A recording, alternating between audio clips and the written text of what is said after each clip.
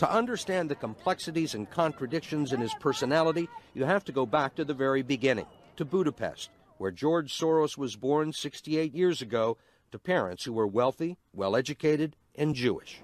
When the Nazis occupied Budapest in 1944, George Soros' father was a successful lawyer.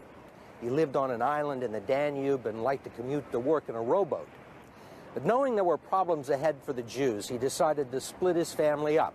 He bought them forged papers, and he bribed a government official to take 14-year-old George Soros in and swear that he was his Christian godson. But survival carried a heavy price tag. While hundreds of thousands of Hungarian Jews were being shipped off to the death camps, George Soros accompanied his phony godfather on his appointed rounds, confiscating property from the Jews. These are pictures from 1944 of what happened to George Soros' friends and neighbors. You're a Hungarian Jew who escaped the Holocaust by posing as a Christian. Right.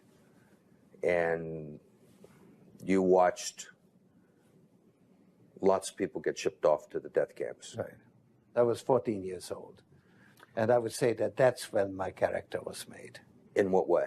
That one should think ahead, one should understand and anticipate events. One is threatened. It was a tremendous threat of evil. I mean, it was a very personal experience of evil. My understanding is that you went out with this protector of yours who swore that you were his adopted godson. Yes, yes. Went out, in fact, and helped in the confiscation of property from the Jews. That's right. Yes. I mean, that sounds like an experience that would send lots of people to the psychiatric couch for many, many years. Was it difficult? Not at all. Not at all. Maybe as a child you don't see the connection, but it created no problem at all. No feeling of guilt. No.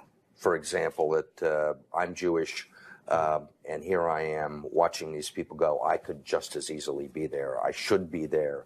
None of that. Well, of course, I could be on the other side, or I could be the one from whom the thing is being taken away. But there was no sense that I shouldn't be there, because that was, well, actually, funny way, it's just like in markets, that if I weren't there, of course I wasn't doing it, but somebody else would be taking it away anyhow. In other words, whether I was there or not, I was only a spectator, the property was being taken away. So I had no role in taking away that property. So I had no sense of guilt. Are you religious? No. Do you believe in God? No. Soros told us he believes God was created by man, not the other way around, which may be why he thinks he can smooth out the world's imperfections.